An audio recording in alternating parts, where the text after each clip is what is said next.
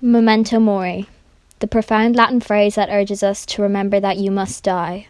This slightly morbid expression can be interpreted in a variety of different ways, but in layman's terms, it signifies the reminder of the inevitability of death. For some, death is an aspect of life that is pushed to the very back of their minds. Death occurs in old age, to elderly people who have lived their lives. Death simply does not affect the youthful, the 20-something-year-old with wrinkleless skin and wide smiles, but instead targets the Zimmer frame generation, the black and white sepia-tinged photo albums, forgetfulness and obedient comfort. Death does not strike those in the summer of their lives, but instead only the wintering.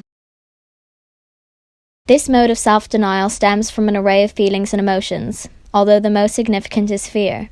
As humans, we ultimately fear what we do not know, and death is something that every human who has ever lived has and will experience at some stage within their lives.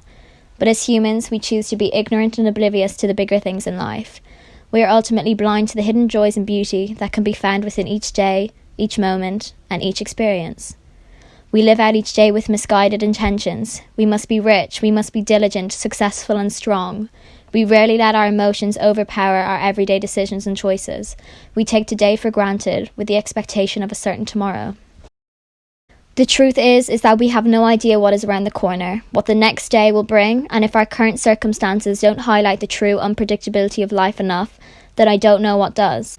Our initial belief as we began this project was simple. Remember that you must die, live out each day as if it were your last. Little did we know how significantly relevant our manifesto would become to our own lives and to virtually the whole world's.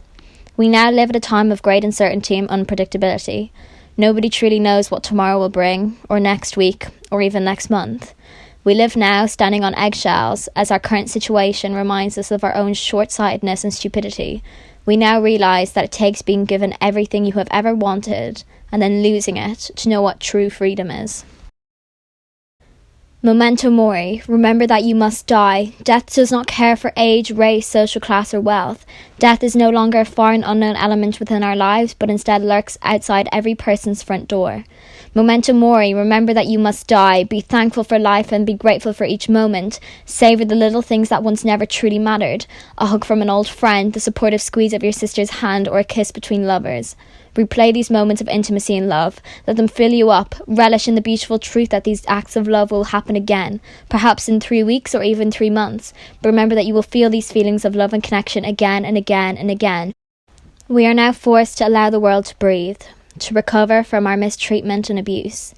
We once lived chaotic lives, 18-hour days, jam-packed full of useless, meaningless splendour, rarely giving ourselves a moment to shut off from the constant dizzying effects of life.